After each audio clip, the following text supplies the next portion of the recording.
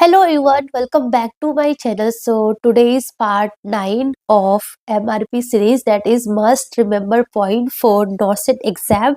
So basically till part 8 हमने most of the theory part जो है वो complete कर दिया था, and today is part 9 and in that class basically हम OBG medicine के बारे में discuss करेंगे. जितने भी OBG important medicine है वो सारे हम आज डिस्कस करने वाले हैं, उसके important contraindication, important side effects and all the things we will discuss today. And in the next session that is part 10, उसमें हमारा बेसिकली सारे के सारे ओबीजी इंपॉर्टेंट इंस्ट्रूमेंट होंगे, ठीक है. एंड देन फाइनली पूरा पार्ट 10 में हमारा पूरा का पूरा MRP of OBG will get completed, ठीक है ना.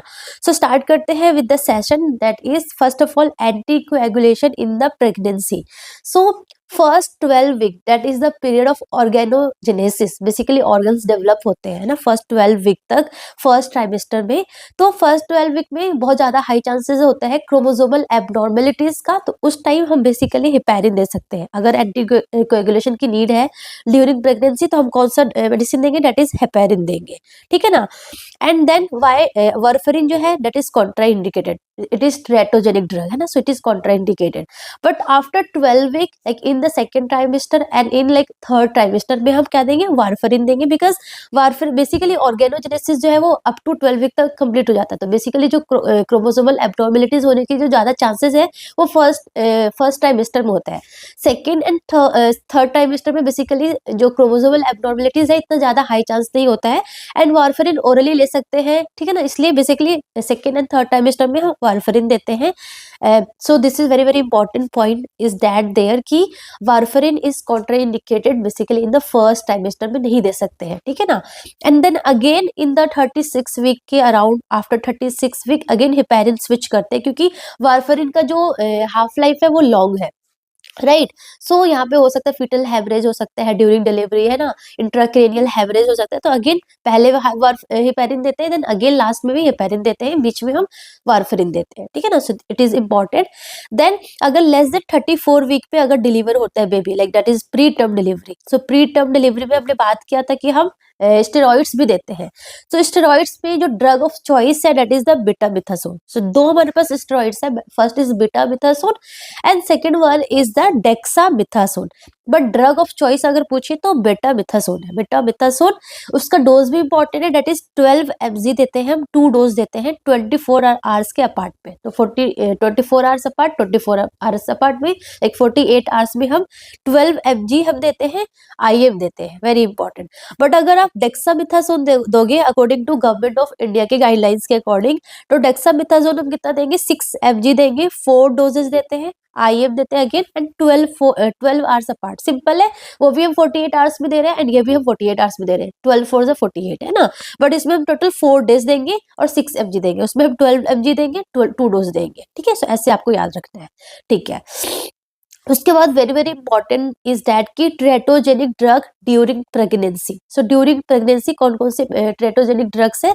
सो फर्स्ट इज द वेल्प्रोएट या फिर phenytoin, that will leads to neural tube defect, very very important. So इसलिए वेल्प्रोएट या फिर फेनिटोइन क्या होते हैं, कॉन्ट्राइंडिकेटेड होता है ड्यूरिंग प्रेगनेंसी. तो जो मदर एपिलेप्सी की होती है उनमें सेफेस्ट ड्रग अगर हम बोले, safest drug during pregnancy, anti epileptics drugs that is safer during pregnancy, that is the levetiracetam and lamotrigine है ना. लेमोट्रिजिन एंड लेवोट्रिसिटम जो है दोनों सेफेस्ट ड्रग है ड्यूरिंग प्रेगनेंसी. बाकी वेल्प्रोएट एंड फेनिटोइन जो है वो ट्रेटोजेनिक होता है because it will lead to neural tube defect.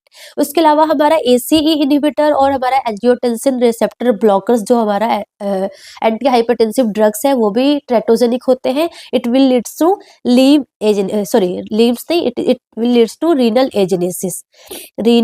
Agenesis, ठीक है ना, रीनल एजेनेसिस.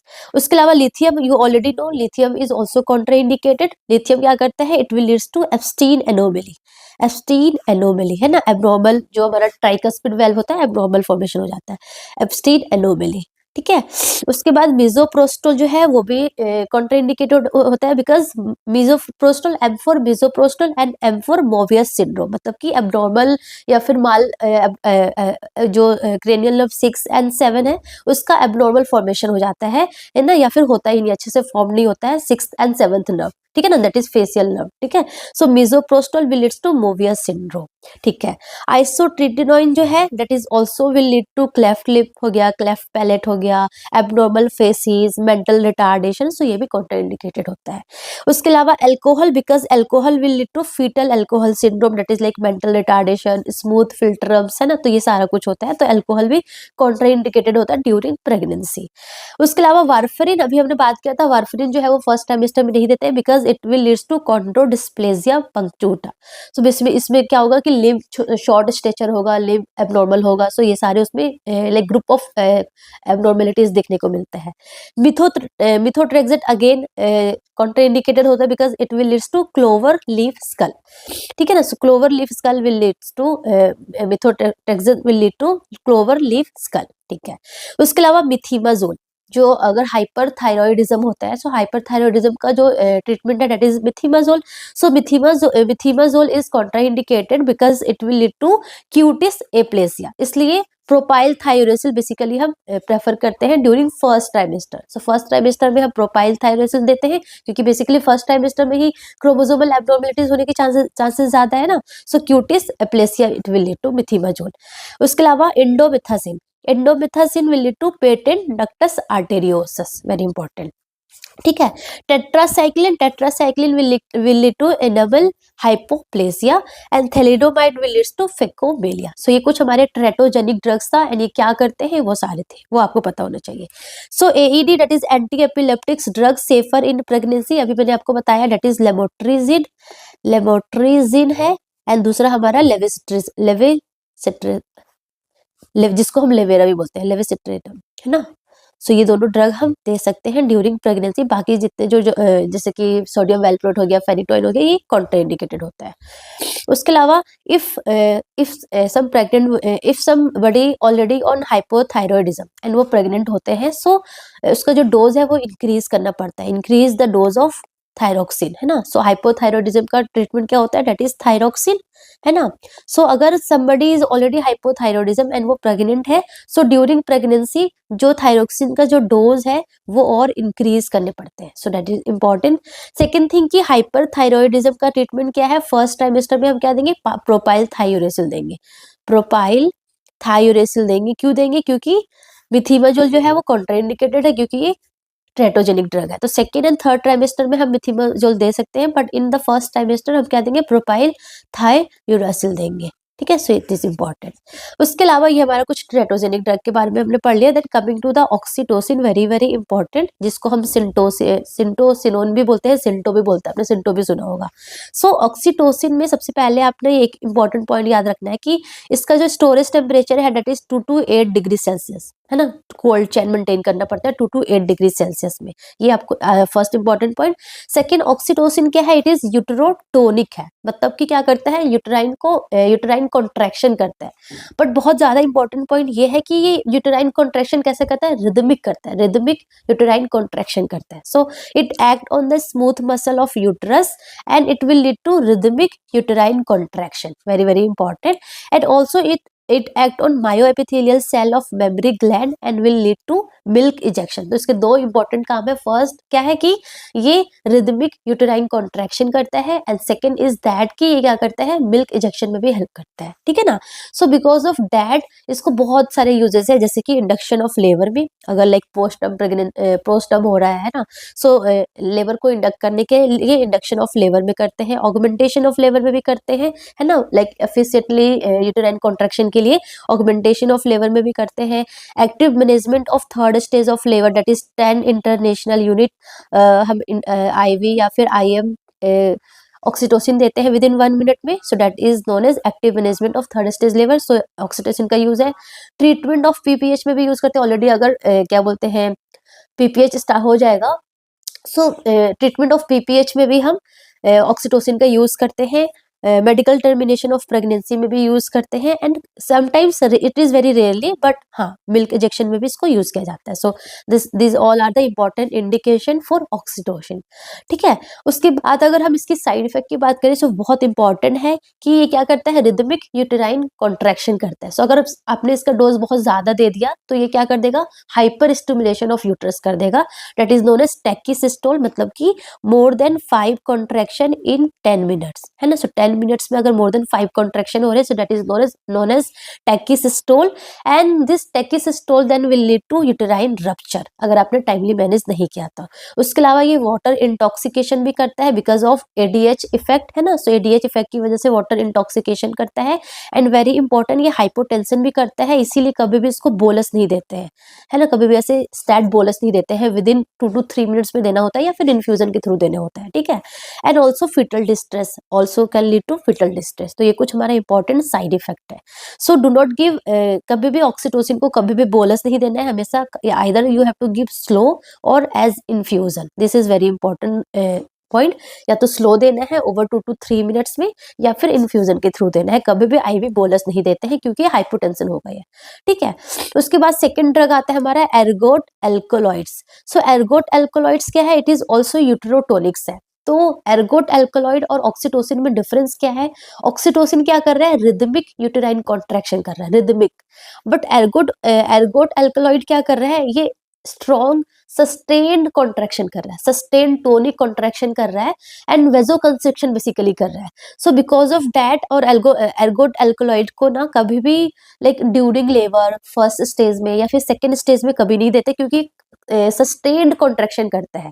इसको बेसिकली हम पीपीएच में यूज करते हैं, ट्रीटमेंट ऑफ पीपीएच में, and treatment of postpartum haemorrhage में बेसिकली हम एर्गोट एल्कोलॉइड का यूज करते हैं.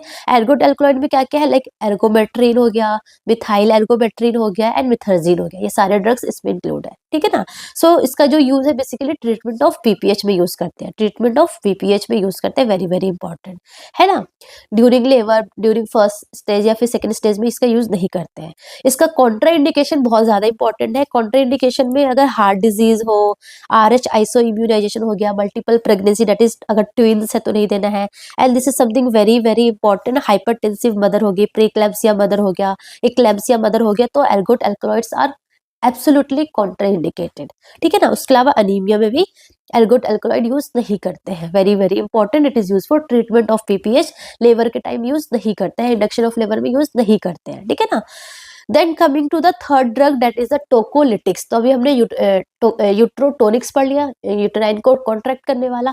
एंड हमारा अब जो ड्रग है दैट इज द टोकोलिटिक्स. टोकोलिटिक्स मतलब क्या करेगा, यूटेराइन कॉन्ट्रैक्शन को इनहिबिट करेगा, स्टॉप करेगा. ठीक है ना. तो टोकोलिटिक्स बेसिकली कब देते हैं, जब प्रीटर्म लेबर हो. अगर प्रीटर्म लेबर हो, पहले ही यूटेराइन कॉन्ट्रैक्शन स्टार्ट हो गया है, एंड हमारा जो मोटिव है दैट इज कि हमें यूटेराइन कॉन्ट्रैक्शन को स्टॉप करना है या फिर थोड़ा डिले करना है, सो दैट उस टाइम तक हम प्रॉपर मैनेजमेंट कर सके, सो दैट बेबी को जब हम डिलीवर करें तो बेबी लाइक नॉर्मल हो, सर्फेक्टेंट वगैरह, है ना, जो स्टेरॉइड्स वगैरह हम एडमिनिस्टर करते हैं, तो वो सारा एक टाइम थोड़ा सा डिले हो जाए. सो डिले करने के लिए हम क्या देते हैं, टोकोलिटिक्स देते हैं. ये क्या करता है, सप्रेस और stop the uterine contraction. So basically कहाँ पे यूज होता है, प्री टर्म लेबर में इसका यूज करते हैं. इसके जो ड्रग्स है दैट इज निफिडिपिन है, दैट इज बीटा ब्लॉकर हो गया, टर्ब्यूटालिन दैट इज बीटा एगोनिस्ट हो गया, मैग्नीशियम सल्फेट हो गया, इंडोमिथासिन हो गया, एटोसिवन हो गया. ये सारे ड्रग्स है किसके, टोकोलिटिक्स का. बट अगर drug of choice of tocolytics पूछे तो nifedipine is the drug of choice for drug of choice for tocolytics. ठीक है ना. And one more important thing कि जब मैंने आपको बताया था प्री टर्म, है ना, प्री टर्म लेबर में लेस देन 32 वीक का क्या मैनेजमेंट होता है, 32 से 34 वीक का क्या मैनेजमेंट था, एंड आफ्टर 34 वीक का क्या मैनेजमेंट होता है. तीनों का अलग अलग क्राइटेरिया था जो कि मैंने ऑलरेडी एक्सप्लेन कर रखा है. ठीक है ना. So indomethacin is contraindicated if it is deliver less than 32 week, है ना. सो अगर लेस देन 32 वीक में अगर डिलीवर होगा तो हम टोकोलिटिक्स देते हैं. सो टोकोलिटिक्स में इंडोमिथासिन नहीं देंगे क्योंकि ये क्या करता है, premature closure of ductus arteriosus करता है. सो बिकॉज ऑफ दैट जो इंडोमिथासिन है it is contraindicated in less than 32 week, after 32 week हम दे सकते हैं, है ना। सो बिकॉज ऑफ दैट जो पेटेंट डक्टस आर्टेरियोसिस होता है ना, उसका ड्रग ऑफ चॉइस है इंडोमिथासिन। तो ये दो चीजें आपने याद करनी है। प्लस निफिडिपिन हो गया, टर्ब्यूटालिन हो गया और मैग्नीशियम सल्फेट, ये क्या करता है, हाइपोटेंशन भी करता है। तो ये आपको पता होना चाहिए, ठीक है। सो ये हमारे 1 2 3 4 5 ड्रग्स है ऑफ टोकोलिटिक्स। उसके बाद अगर आपसे एग्जाम में पूछे कि drug of choice in PCOD that is polycystic ovarian disease, so that is letrozole. Letrozole is the drug of choice, है ना। उसमें हमने बहुत सारे ड्रग्स पढ़ा था कि इनफर्टिलिटी को इनहिबिट करने के लिए, है ना, जो मेंस्ट्रुअल साइकिल इरेगुलर है उसका अलग अलग ड्रग्स होता है। मेटफॉर्मिन देते हैं फॉर इंसुलिन रेजिस्टेंस के लिए। तो वैसे ही drug of choice for PCOD is letrozole, ठीक है। तो ये आपने पता होना चाहिए। उसके बाद coming to magnesium sulphate, very very important drug and बहुत सारे इसके इंपॉर्टेंट पॉइंट्स आपने याद होने हैं। तो अगर हम इसका मैकेनिज्म ऑफ एक्शन पढ़े तो फर्स्ट ऑफ ऑल ये सीएनएस डिप्रेसेंट्स है। इट ब्लॉक द एलएमडीए रिसेप्टर्स को ब्लॉक करता है और एसिटाइल कोलिन रिलीज को डिक्रीज करता है। सो सीएनएस डिप्रेसेंट्स भी है प्लस टोकोलिटिक्स भी है ना। बिकॉज ऑफ दैट हम इसको प्रीटर्म लेवल में भी दे रहे हैं GSO4, है ना। न्यूरोप्रोटेक्टिव भी है। सो इसका फर्स्ट डोज इंपॉर्टेंट है। फर्स्ट डोज से इंपॉर्टेंट क्वेश्चन आता है। सो डोज में बेसिकली हम कौन सा रेजिमेन फॉलो करते हैं, that is Pritchard regimen follow करते हैं। इसके बहुत सारे रेजिमेन होते हैं, लाइक जुस्पान रेजिमेन हो गया, बट मोस्ट इंपॉर्टेंट हमारा प्रिचार्ड रेजिमेन है। प्रिचार्ड रेजिमेन के अकॉर्डिंग हम कैसे देते हैं, डेट इज कि 14 ग्राम को हम डिवाइड करते हैं। First of all it is the drug of choice for eclampsia, drug of choice for eclampsia, है ना। सो अगर इक्लेम्सिया अगर होता है तो उसमें हम मैनेजमेंट में हम क्या देते हैं, MgSO4 देते हैं। कौन सा रेजिमेन फॉलो करते हैं, दैट इज प्रिचार्ड रेजिमेन। कैसे देते हैं, 14 ग्राम को हम 2 पार्ट्स में डिवाइड करते हैं, 4 ग्राम एंड 10 ग्राम, है ना। 4 ग्राम एंड 10 ग्राम। तो 4 ग्राम को हमने कैसे देना है, IV देना है। कैसे देना है, दैट इज 20% होगा और IV देना है। देन जो 10 ग्राम को है उसको 5 ग्राम इन ईच बटक हमें IM देना है ना। इन ईच बटक IM देना है, दैट इज 50% वाला, ठीक है ना। तो ऐसे याद करना, 5 ग्राम 50%। उसके बाद that is the loading dose, that is the loading dose, ठीक है। ये हमारा लोडिंग डोज है। उसके बाद हमने मेंटेनेंस डोज देना है, दैट इज 5 ग्राम 4 आर्ली देंगे। एवरी 4 आर्ली हम 5 ग्राम रिपीट करेंगे इंट्रामस्कुलर ऑन ऑल्टरनेट बटक पे रिपीट करेंगे। एंड कब तक देते रहेंगे, continue for 24 hours after the last seizure or delivery. So after the last seizure or delivery हम ये कंटिन्यू करेंगे। So that is the important dose, आपने पता होना चाहिए। इसका थेराप्यूटिक लेवल कितना होता है, दैट इज 4 to 7 मिलीक्यूबिलिन पर लीटर होता है। वेरी वेरी इंपॉर्टेंट, क्योंकि ये ड्रग का इतना हमें थेराप्यूटिक लेवल मेंटेन करना है, क्योंकि अगर इससे ज्यादा होगा तो टॉक्सिसिटी स्टार्ट हो जाएगा, है ना। एंड कब हमें मैग्नीशियम लेवल कितने आर्ली हमें चेक करते रहना है, एवरी 6 आर्ली हमें सीरम मैग्नीशियम लेवल हमें चेक करते रहना है। Very very important. उसके अलावा जब मैग्नीशियम सल्फेट थेरेपी पे अगर कोई प्रेग्नेंट वुमेन है तो हमें क्या क्या मॉनिटर करना है, very very important. First is the deep tendon reflexes हमें मॉनिटर करना है। रेस्पिरेटरी रेट मॉनिटर करना है, मोर देन 12 होना चाहिए। एंड यूरिन आउटपुट मॉनिटर करना है, that is more than 30 ml per hour होना चाहिए, ठीक है ना। अगर FgSO4 की टॉक्सिसिटी स्टार्ट हो जाएगी, 4 to 7 नॉर्मल इसका थेराप्यूटिक लेवल है, अगर 7 से ज्यादा होगा तो टॉक्सिसिटी स्टार्ट हो जाती है।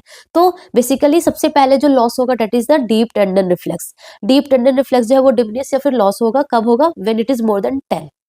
सो ऐसे याद कर लो, 10 12 15। तो 10 से ज्यादा होगा तो डीप टेंडन रिफ्लेक्स, सबसे पहले डीप टेंडन रिफ्लेक्स लॉस होगा। 12 से ज्यादा होगा तो क्या होगा, रेस्पिरेटरी डिप्रेशन करेगा, तो रेस्पिरेटरी रेट डिक्रीज होने लग जाएगा।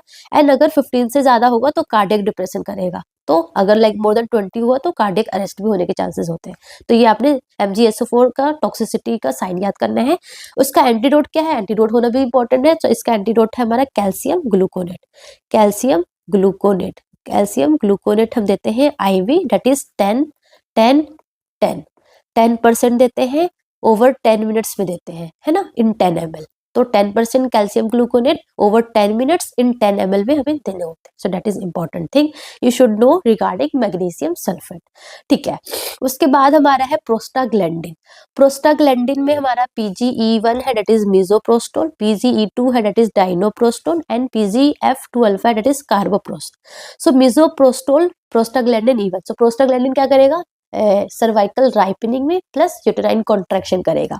सो मिसोप्रोस्टोल का यूज है like medical termination of pregnancy में भी इसको यूज करते हैं, इंडक्शन ऑफ लेबर में भी यूज करते हैं, पोस्टपार्टम हेमरेज के ट्रीटमेंट और प्रिवेंशन दोनों में ही इसको यूज करते हैं, प्रिवेंशन में भी यूज करते हैं और ट्रीटमेंट में भी यूज करते हैं, ठीक है ना। तो ये मिसोप्रोस्टोल का हो गया। कमिंग टू डाइनोप्रोस्टोल, तो डाइनोप्रोस्टोल बेसिकली हमारा वजाइनल पेसरीज के फॉर्म में प्रेजेंट होता है, ओरल या आईवी नहीं होता है, वजाइनल पेसरीज के फॉर्म में होता है, जिसको हम मेडिकल टर्मिनेशन ऑफ प्रेगनेंसी में एमटीपी में यूज करते हैं और इंडक्शन ऑफ लेबर में भी यूज करते हैं, very important.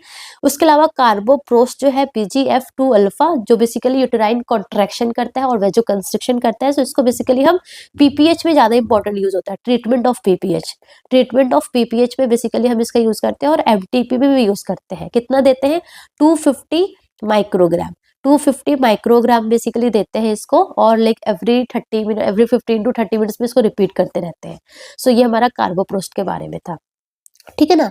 And very important, जब जैसे कि अगर आपने डाइनोप्रोस्टोन जेलीज वजाइनल पेस्ट्रीज लगाई है या फिर आपने प्रोस्टाग्लैंडिन वुमेन को दिया है, तो ensure women should not void before medication administration, है ना, शुड वॉइड बिफोर, लाइक जैसे ही आप मेडिकेशन एडमिनिस्टर करोगे तो उससे पहले वुमेन जो है वॉइड कर लेनी चाहिए, वॉशरूम जाना अलाउ नहीं करते उस टाइम अगर आपने वजाइनल पेस्ट्रीज लगा दिए, ठीक है ना। सो ये इंपॉर्टेंट पॉइंट आपने याद करना है। उसके अलावा ये जो मिसोप्रोस्टोल, डाइनोप्रोस्टोन, कार्बोप्रोस्टोल, इसका जो कॉमन साइड इफेक्ट है that is the fever, chill, flushing, hypotension, hyper stimulation of uterus, है ना, फीटल डिस्ट्रेस, ये इसका साइड इफेक्ट है, जिसमें ये बहुत ज्यादा कॉमन है, that is fever, chill, flushing, hypotension, ठीक है। सो ये अपना साइड इफेक्ट याद करना है। उसके बाद एक और इंपॉर्टेंट थिंग आपने क्या याद करना है? Postpartum intervention. So postpartum intervention, postpartum management के लिए, पोस्टपार्टम के लिए हम क्या देते हैं? ऑक्सीटोसिन देते हैं, दैट इज 10 इंटरनेशनल यूनिट देते हैं, IV और IM देते हैं विद इन 1 मिनट, है ना, just 1 minute of delivery of baby हम देते हैं ना, with in 1 minute, over 2 to 3 minute. अगर हमने IV दिया है तो ओवर 2 to 3 मिनट में देंगे, IM तो IM देते हैं, बेसिकली 10 इंटरनेशनल यूनिट देते हैं with in 1 minute of delivery of the baby, ठीक है ना, ऑक्सीटोसिन फर्स्ट। तो ऑक्सीटोसिन का क्या है कि हमें 2 to 8 डिग्री सेल्सियस हमें टेम्परेचर मेंटेन करके रखना होता है ना, this is the important point, हमें 2 to 8 degree Celsius temperature maintain करके रखना होता है, that is kind of cold chain maintain करके रखना होता है। बट अगर कहीं पे कोल्ड चैन मेंटेन नहीं कर सकते हैं, सो इन दैट केस हमें कार्बिटोसिन देना होता है, दैट इज कार्बिटोसिन देंगे हम, ठीक है ना। सो कार्बिटोसिन देंगे। And the third thing is कि अगर कार्बिटोसिन भी नहीं है, ऑक्सीटोसिन भी नहीं है, कार्बिटोसिन भी नहीं है, तो हम क्या देंगे? मिसोप्रोस्टोल देंगे, ठीक है ना, मिसोप्रोस्टोल देंगे। सो मिसोप्रोस्टोल का डोज कितना है? 400 माइक्रोग्राम और 600 माइक्रोग्राम ओरली देते हैं, एंड कार्बिटोसिन का डोज कितना है? 100 माइक्रोग्राम IV और IM, ठीक है ना। So this is the postpartum intervention, postpartum को प्रिवेंट करने के लिए। And very very important thing is that कि uterotonics not recommended for prevention of PPH, है ना, ये सारा हमारा प्रिवेंशन ऑफ PPH है, ऑक्सीटोसिन, कार्बिटोसिन एंड मिसोप्रोस्टोल। अगर फर्स्ट हमारा जो ड्रग ऑफ चॉइस, अगर ड्रग ऑफ चॉइस पूछे तो दैट इज ऑक्सीटोसिन, अगर ऑक्सीटोसिन अवेलेबल नहीं है देन कार्बिटोसिन, या फिर कार्बिटोसिन भी अवेलेबल नहीं है तो misoprostol. But very very important thing is that कि uterotonics that is not recommended for prevention of PPH, that is ergometrine या फिर methyl ergometrine, absolutely contraindicated. Fix dose combination of oxytocin and ergometrine या फिर injectable prostaglandin, ये सारे contraindicated होते हैं। Plus also ट्रेनेक्सामिक acid भी हम फॉर प्रिवेंशन ऑफ PPH नहीं देते हैं, ट्रीटमेंट ऑफ PPH में ये सारा यूज करते हैं, ergometrine, fix dose of oxytocin plus ergometrine plus tranexamic acid जो है वो हम ट्रीटमेंट ऑफ PPH में यूज करते हैं अगर PPH हो जाता है तो, बट प्रिवेंशन ऑफ PPH में ये सारी चीजें यूज नहीं होता है, ठीक है ना। सो ये हमारा ओवरऑल था सारा का सारा regarding medicine, regarding all the OBG important medicine, ठीक है ना। So that's all about today. Thank you so much. All the best.